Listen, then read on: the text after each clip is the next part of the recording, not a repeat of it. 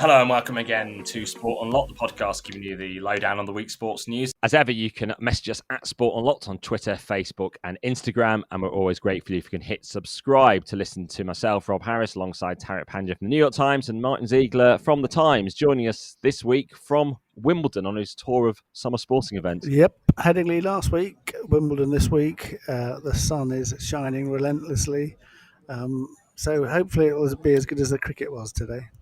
Martyn, you've been attending these various sporting events, and you're trying to get to a world-class level in a particular sport. I understand you've been playing paddle twice a day, every day for the last 2 weeks as well. Is that right?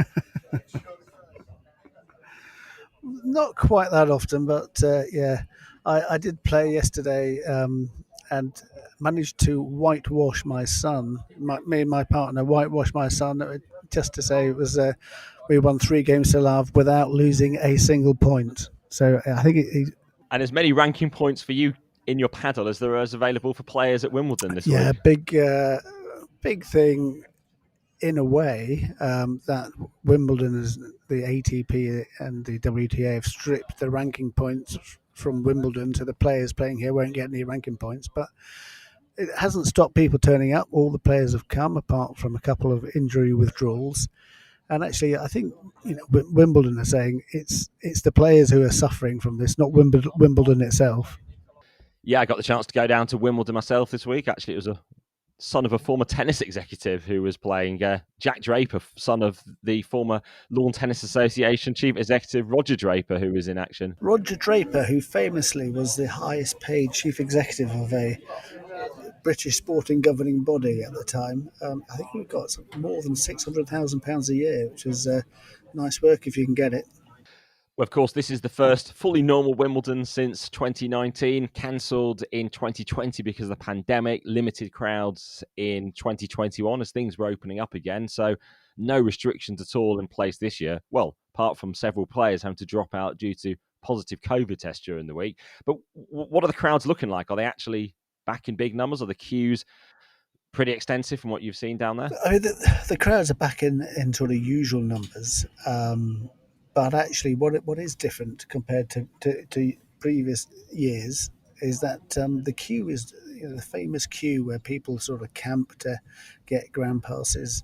It's not been nearly as long this year. And I think there's probably a sort of variety of reasons for that. People getting out of the habit, some people not wanting to sort of spend hours standing next to other people, but if they're still feeling the sort of fears around the pandemic, and have is this just younger people who would stand in those queues have their sort of ways of wanting to consume sport changed, and are they less willing to commit to all those hours just waiting? Do you think from the broadcast numbers, I suppose we'll find out whether the appetite for Wimbledon is as big as it was in the past anyway, whether the people coming or not? And also, Martyn, the pandemic in the UK, certainly it feels like it's something that is in the past. People are going to work, transport's busy, etc. But Wimbledon still has these pandemic rules, 3 positive tests, meaning did it mean these players are eliminated? What's the circumstances with those guys, Martyn? Yeah, no, the rules still stand. If you test positive, then you have to withdraw. I know I think a lot of competitions are the same. In fact, I mean, a lot of workplaces are still the same. I mean, my own workplace is like that too. And that's definitely what happens at Wimbledon. In terms of the actual experience going to Wimbledon, it is pretty reasonable, isn't it? Under £30 for the ground passes. If you do manage to get in, you are allowed to take some of your own alcohol in and food, unlike some other sporting events. So it can seem this maybe costly event, given all the sort of the traditions and heritage around Wimbledon and how it appears. But it is affordable if you can get in. Yeah, I think it is good value. And then there is this system at Wimbledon where you can, if people are leaving the show courts, they hand their tickets in and you can get their tickets. So, it's still an experience for people who don't need to have, haven't got huge amounts of money to spend and can still get to a major sporting event. Well, a lot of spending in European football this week, away from the actual transfer window, which is underway. On the TV rights front and UEFA starting to do those deals for post-2024, the new format for the Champions League, more games, the new format for the group stage, more teams in the competition as well. And they've clinched the deals in the UK and France so far, and they've produced an uplift. 25% uplift in France with the deal with Canal, and a 15% in the UK. The BT Sport have held on to the bulk, but we've got the first time that Amazon is going to show Champions League matches in Britain, and also a sort of fairly significant highlights deal with the BBC, which I think will become quite a sort of important one. You say that there's been these uplifts. I guess in cash terms there is, as you just mentioned, but this new format has scores of more games, doesn't it? So there is going to be a lot more football on the television that they're buying for. So I guess for me on a per game basis, it largely feels probably flat. There's not some great new boon for European football, and I don't think it was ever likely to be. The French increase, I suppose, yes, 25%, but the number of games is significant across all three of the UEFA tournaments. Yeah, in the current 32-team Champions League group stage, there are 96 games, and the new format expanding to 36 teams with 8 games per team rather than the current 6 will mean there'll be an additional 64 games, all before the round of 16, because there's a knockout round as well for those who might just miss out on automatic qualification from the group stage as a sort of second chance safety net. But it's perhaps the highlights deal is an indication of the fact there'll be so much content out there in terms of live games. The fact maybe there'll be that increased interest just to sort of sit back and try and take stock and watch all the masses of action, the key parts of it, by the end of the match days on the Wednesday. I think that's exactly right, actually, Rob, because I that's why I think it's going to be quite a coup for the BBC, because I do think, with all these games, you can just when you watch it now, you can flick between, up to 8 or whatever. Well, then actually, if you're prepared to stay up late, it might be just the easiest thing to watch everything. Just to Rob's point about all those extra games, it feels like we're going to be drowned in football.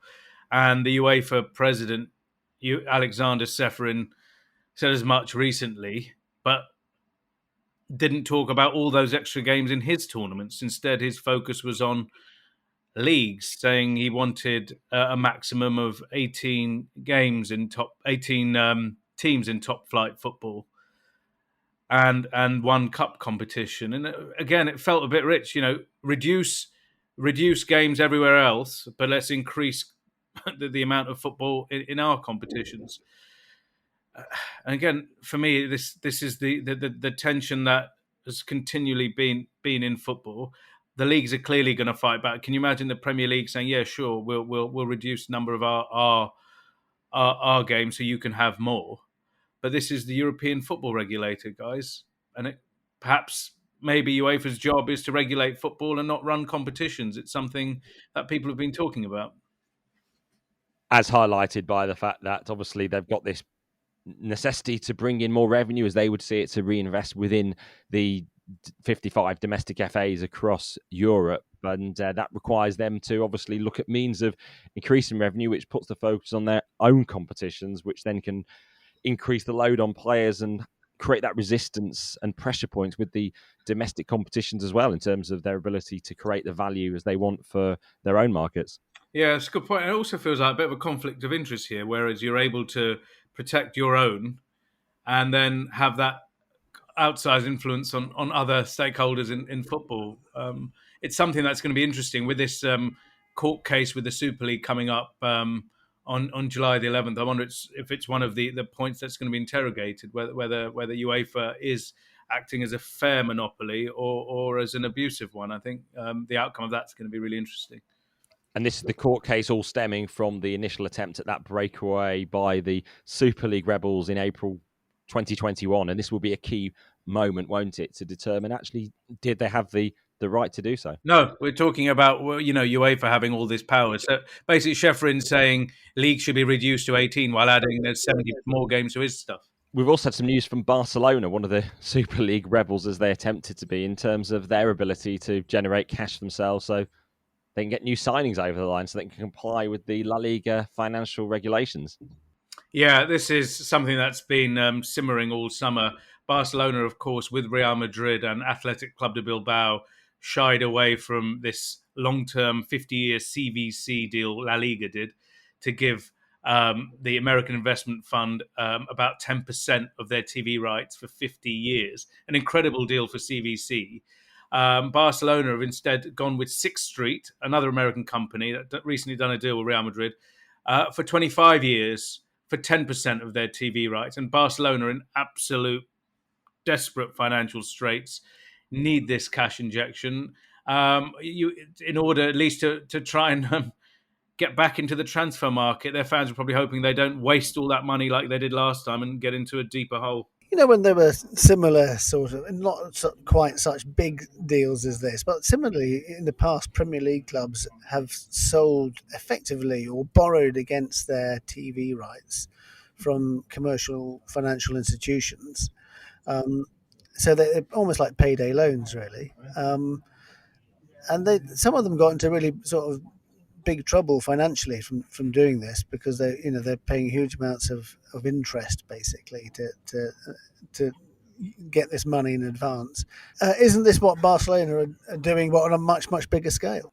Yeah, what you were talking about is these factoring agreements, which industry jargon, where it's about your receivables. So, like you said, it could be TV rights, it could be transfer income as well, and they've got to sort of give that away. But here, it's not really an interest. It says 10%, and it means 10%. The money will go straight to the company. It's effectively having a minority partner in your TV rights for 25 years. So Barcelona is going to only get 90% of the TV revenue, what may, whether it goes up, whether it goes down. Sixth Street, this financial institution, will get 10%. So strictly not really an interest payment or anything like that. It is just 90%. Be interesting to see when it comes to the around the new financial fair play rules, whether this sort of big chunk of income can be taken as sort of income from one season, or if it has to be spread out over the length of the TV deal. That's a really good question. I mean, there's so many question marks over what this new financial fair play thing actually is, what the wherewithal of the people who are tasked with looking at it. Rob, there was a new sponsorship announcement as well at Paris Saint-Germain, wasn't there, this week? Speaking of financial fair play. Yeah, they've managed to secure Qatar Airways as their new shirt sponsor. What? Really? From the blue? Incredible. Tough negotiations there. Yeah, amazing how they managed to get that one over the line. And again, that's something that these regulators are going to have to look at, fair market value. You got to think how this team of people, not that many of them, how they get through all of this stuff. With each club is going to do whatever it can to get as much as it can. You mentioned PSG, been through various scrapes with them. Man City, Newcastle are now here with this. They announced something new as well, an away shirt that looks like Saudi Arabia's kit. Quite a lot going on, Rob, Martyn. Yeah, and Newcastle have also got a sort of related party deal announced. They got with the sleeve sponsor Noon, which is a marketplace based in Saudi Arabia, and surprise, surprise, half owned by the Saudi PIF, which owns Newcastle United. I suppose on the Qatar Airways sponsorship of Paris Saint-Germain, Qatar Airways are a big airline. People use them to fly all over the world. Now Doha is a big hub airport, so you can see why actually they have that appeal to sponsor, more so than Qatar Tourism being a sponsor of PSG, because there is not that extensive tourism actually in Qatar itself. No, that's a fair point. It's much more of a meaningful sponsorship deal than the Qatar Tourist Authority one back in 2013, which was backdated and that all sorts of shenanigans, and actually led to PSG getting a sort of fairly hefty, or some may say not hefty enough, financial fair play fine.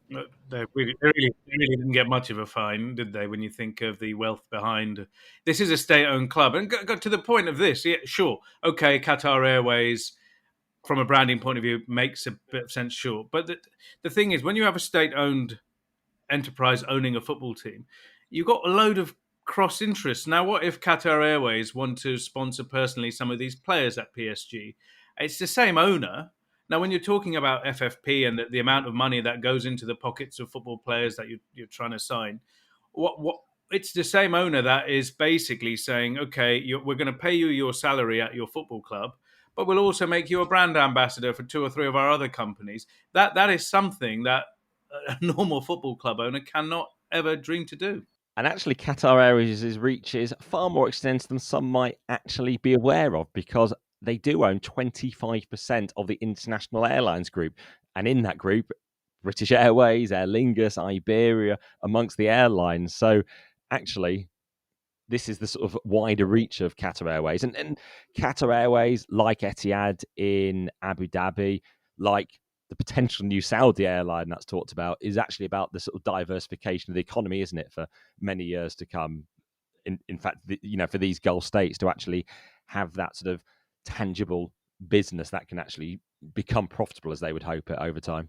Once more, it's all about the money. Well, away from the world of football finance to a recently completed takeover of a club, Chelsea, and new challenges for the ownership led by Todd Boehly, of really distressing news about the culture within the West London club, a toxic culture that, Tariq, you've been reporting on extensively from within the marketing team there, and deeply distressing news about the suicide of a staff member. Yeah, this was a really tough story to work on. I was working on it for a couple of months, and yeah, the head of Chelsea TV, the former head, Richard Bignell, he passed away in January. Fortunately, it was through after a bout of depression following his being losing his job. Excuse me, at Chelsea. A very popular figure. And then looking into that a little bit, talked to several current and former staff, and they talked about, as you say, toxic culture, bullying, all sorts of difficult workplace conditions. Lots of staff had to leave on mental health leave. Many didn't come back, and it is a nasty environment to work in. The story was published this week, and since then, so many more people have come forward. And I just want to say, hope all of those people get the help they need. And the club have finally responded to say they have hired an external group to look into the allegations, and we'll see what comes from that. Yeah, it's great, great reporting, Tariq. I mean, I thought it was like particularly sort of pertinent that how you mentioned that initially that the club commissioned a review of the workplace culture, overseen by the person who was the guy who everybody was complaining about. So it is good news now that it looks like the new owners have commissioned a separate external review of this. Yeah, and also to the family of Richard Bignell, who passed away. They're talking to the club. Richard left two young daughters behind as well, so it's important that that they have a future and they're looked after. And I think the club has reached out in the last few days to the Bignell family, and you hope all of this is kind of, you can't bring someone who's gone back, but the club do the right thing by the family. And so much relates to the culture overseen by 12 Tree, the allegation of the tough nature, and how much is this particularly that we see around the world of sports marketing. They've got to produce these deals. They come under pressure to deliver these deals constantly, to deliver the revenue for the clubs. And it's about actually how do you do that in an acceptable manner, and particularly practices that some people might have thought decades ago was sort of the normal rough of the workplace. Actually, at least now people are seeing that you can't subject people to intolerable pressure and belittling, is the thing you put in your piece, and that sort of culture where you undermine your staff. The bullying is kind of such an insidious thing, because you can't. Some people can kind of downplay it, but it just in the reporting, it was just having grown adults break down over the circumstances that they encounter at work was just really horrible to encounter, and it was not isolated as well. There was so many people who've been kind of broken by this work environment. So then I tried to ask them why they think that happened, and there's other clubs, people at other clubs have come forward since, and there's something about football as well, and maybe even in our business as well, that it seems really exciting and a place that so many people want to work in from the outside, and it meant that there's a churn. As someone said, everyone's so excited to work in sport or football, and they treat you as maybe as an expendable tool. That there's going to be another line of people who are willing to do this, and that kind of helps create this environment that let's work these people to the bone. Let's treat them in any way we want, because there's going to be a whole other slew of people willing to replace them, and that really can't carry on. And you hope maybe after something like this, the industry takes a close look at workplace welfare and mental health issues. This also showed the challenge of how you report concerns internally and whether or not what you're claiming will be acted on, and to what extent as well. And that's a really good point as well. The thing is, a lot of staff members had approached the human resources department, even up to the outgoing chairman, Bruce Buck. I know people who left wrote to him to say, look, I'm leaving, but you really need to do something about this. People who are following Richard's death, people approached senior officials at the club to say, look, something needs to be done about this, and they were kind of told something would happen, but then it doesn't. And I guess everyone's also, as you said, Rob, there's a sort of fear of reporting in case you then become a persona non grata, and people have mouths to feed at home, rents to pay, etc. And this kind of situation just sort of grows. You're right, reporting needs to be done, or the ability to report needs to be done without this fear of potential retribution to the people making the report. I'm really interested to see how the next few weeks and months pan out there. And in terms of the reporting itself, you were working on it for 2 months. For the wider listener, how did you get this sort of story over the line finally to be published? And obviously, I'm guessing a lot of the sensitivities towards the staff member's family as well who died. That's exactly the point, especially with this type of thing. It was very complicated. One, also the reporting, you have to be extremely sensitive, not only to the family members of the people who've passed, but there's people who are deeply troubled as a result of their experiences at work, and are still requiring ongoing treatment. This was the other thing. There was a lot of fear. In fact, everyone would only speak on condition of anonymity, either because they're still at work, because they're still in football, or because they're still scared. And that's why it took so long as well. We had to build up a very long dossier of evidence with a lot of witnesses, and then write it in a sensitive way as possible, in order to not upset people who are already have been hurt by what has happened. And it was difficult to get over the line. I'm glad, and they are glad that we managed to do it, because there's always people who ring up saying, when is the story come out, because you've spoken to them about something that really hurts them.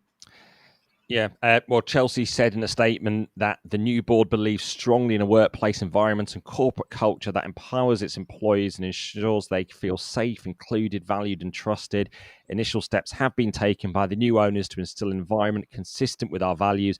Our heart goes out to Richard's entire family. His passing has been deeply felt by colleagues at the club and across the football community.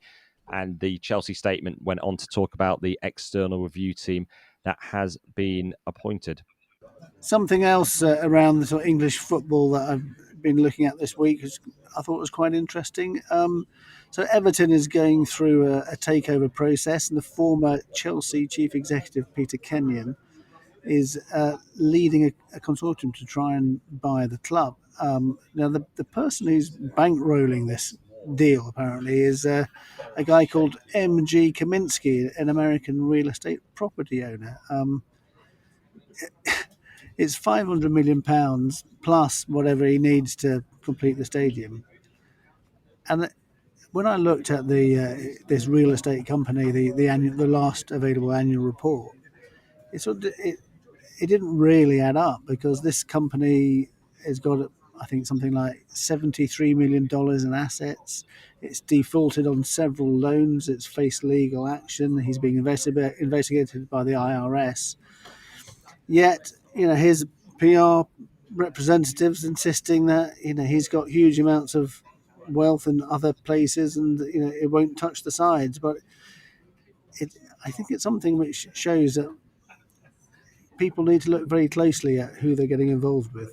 Yeah, and we had that Derby incident with Kirchner as well. That kind of almost risked Derby, which is already in administration. People were talking about it disappearing because that deal was the one that was supposed to save it, and then more weeks went by and that thing collapsed. But you're right. In terms of the due diligence and these people, they just appear, and we keep describing people we don't know as American billionaire or American millionaire, and we don't know anything about these people. Yeah, this kind of offhand kind of reporting as well doesn't help the process. The due diligence needs to be there. So you say, Martyn, that he's got backing from someone else. Is that the point they're trying to make? That he might have this, but he's fronting it on behalf of someone we've not heard about. Is that what they're getting at? No, they're saying he's providing the money. I mean, if he's getting the money from somebody else, then that's a big issue. But they're saying, and an issue also would, for the Premier League owners and directors test. But no, they're saying no, it's his family's money. It always looks a bit sort of amateurish when you look at this sort of website, which has been, it's like not a website, it's a web page. It's all it is, set up by this Cam Sports Group. In fact, even as real estate companies, it's just a web page. It's not a website. Well, it all seems very strange to me. But if I was a betting man, Martyn, and I'm not, I would put my house on the fact this guy will not own Everton based on what you've just described. It's a waste of it, and it's not fair on the fans that these people put their hopes up. The club obviously has lost 350 million plus the last few years. And also, why is Everton up for sale? Isn't Moshiri loaded, or is this because his friend, who doesn't own Everton, Mr. Usmanov, has been sanctioned? Like, if these people were so rich, he's richer than the guy you've just mentioned, why is he selling Everton? Has anyone said that? Has anyone told us that? All we know is his best pal, who, thanks to whom he made all of his money, has been sanctioned by the British government, the European Union, for links to Vladimir Putin, is in trouble. Does anyone know? Well, they've got the stadium to finance, haven't they? But he said he could. He said he could do it, didn't he? Until all this business with the Russia's war in Ukraine emerged. Again, it's this thing about a lack of transparency in the process of maybe the Premier League's process about who's fit and proper, or the owners and directors test, whatever you want to call it. We should know a bit more about this stuff. Yeah, and another interesting aspect of this is I contacted Kaminsky's PR representative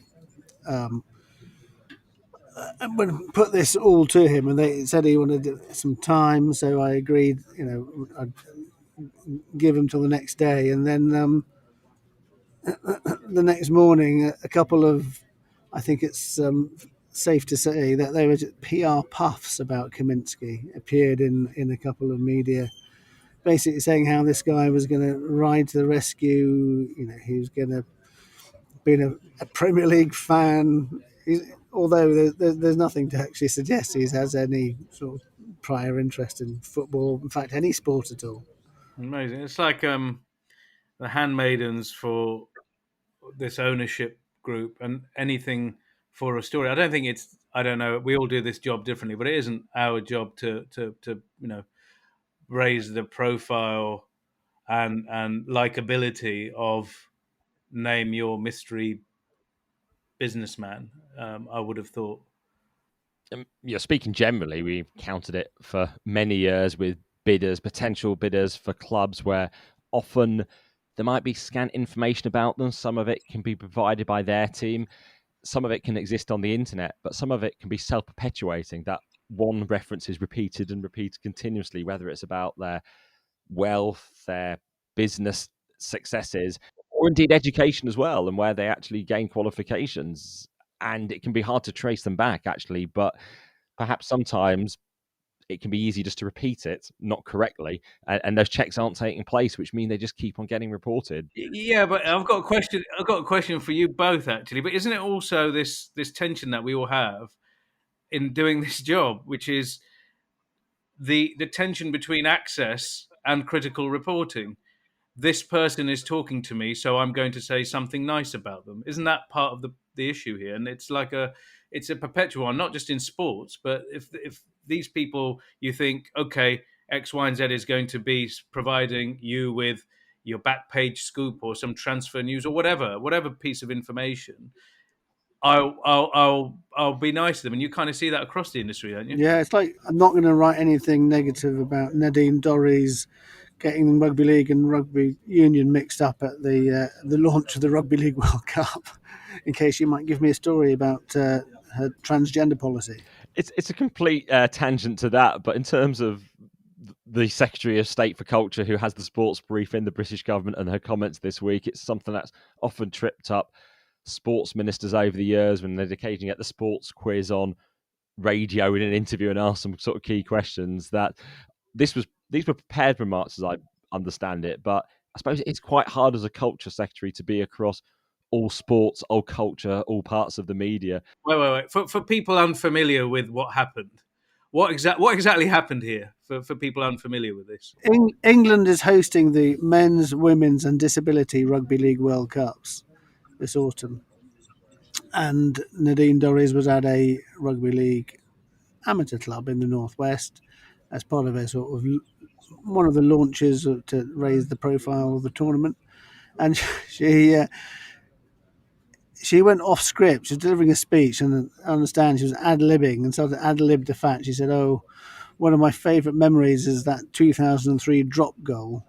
We were all drinking Bloody Marys at the time at 11 o'clock in the morning." But that, unfortunately, was the Rugby Union World Cup, which Johnny Wilkinson won for England.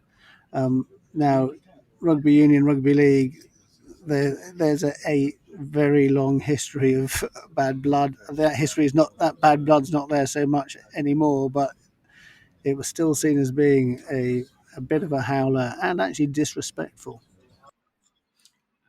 How did she explain it away? Just a honest mistake, or what was the? Did she know the difference, or?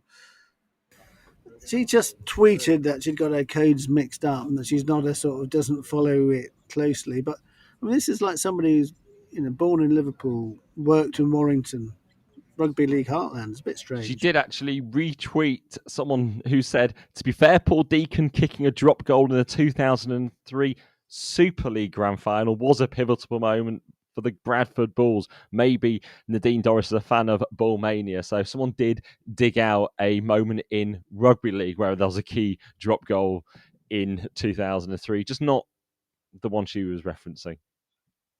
Yeah, it certainly wasn't at 11 o'clock in the morning when she was drinking Bloody Marys. Well, there's a sporting competition starting far sooner in England. It's the Football Women's European Championship, and they begin at Old Trafford next week with England, the host, playing Austria.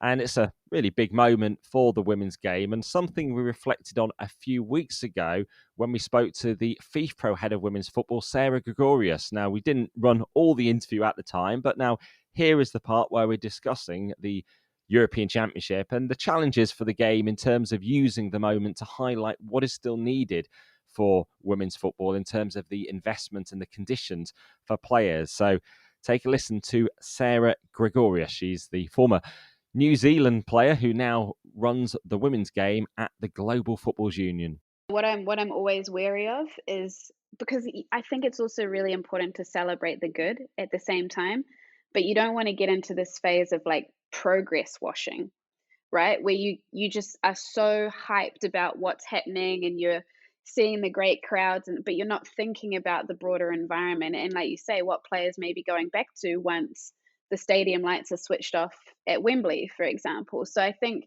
that's always, we have to make sure that, yes, I love the big crowds and I love the fact that it's going to be an exciting tournament. But I don't want there to be progress washing and for that to mean that we don't have the conversation about what still needs to happen. That's certainly what I believe our role at FIFPro is, to encourage and support like what we do see and all of the progress that is being made, but not forgetting the fact that there is sometimes a very harsh lived reality for some of those players that we're celebrating over the summer. And I think it is important, like you say, to make people, the ones that can make a difference, like commercial sponsors or clubs or, other competition organizers, make them aware of, the role that they can play in a positive way in changing some of those environments for the players. Because if the players are thriving, honestly, just watch, the industry will keep going from strength to strength. Yeah, I always remember in France at the Women's World Cup in 2019 when, after Italy's run to the quarterfinals ended, the Italy team coach actually used that moment to talk about the issues in Serie A, the need for professionalisation, the end to the amateur status, the players could earn more, whereas perhaps even some media would have wanted the simple narrative, oh, what a great run it's been to the last 8, you've done it, this is what a moment, where actually that was being used as the moment to spur change, which actually we've now seen in the last few weeks with the change in conditions in Italy. Yeah, absolutely. And I think you're seeing now with how it's going to go professional for the next season, like maybe that was part of what, created momentum behind that change. So I do, and I have so much respect for people that in those moments still can be like, okay, this is great, but there's more work to be done, and here's an issue that needs to be highlighted. I think that you have to have a high level of self-awareness and critical reflective thought to be able to bring those conversations forwards in those moments, because like you say, the easiest thing to be, particularly as a coach, would just be to pat yourself on the back and be like, man, I'm doing a great job, and only worry about that. That's Sarah Gregorius, the FIFPro head of women's football. A month of football getting underway in England with those big championships. Yeah, it should be hopefully a good tournament. It's a record number of tickets sold for a women's Euros, and it could be a really positive step. You know what? It'll be a record number of people, like you say, in the stadiums. Everyone's going to be very excited about it. Now, women's national team football, be it the Olympics, World Cup, Euros, year on year has just been drawing audiences, coverage, and it's been really exciting. The issue that I believe the women's game still faces, and people need to really focus on this, is what happens in between those tournament years or between those tournaments. At the moment, what we're doing is making the women's game ape the men's game, and that feels a bit lazy. Potentially, while everyone's here in Europe for this month, maybe they can start talking about what the future looks like. A teaser of things to discuss as the Euros get underway, but that about brings an end to this week's episode of Sport on Lot from myself, Rob Harris, Tariq Panja and Martyn Ziegler. Thank you for listening. As ever, you can message us at Sport on Lots on Twitter, Facebook and Instagram. But for now, enjoy the sport, whatever you're watching.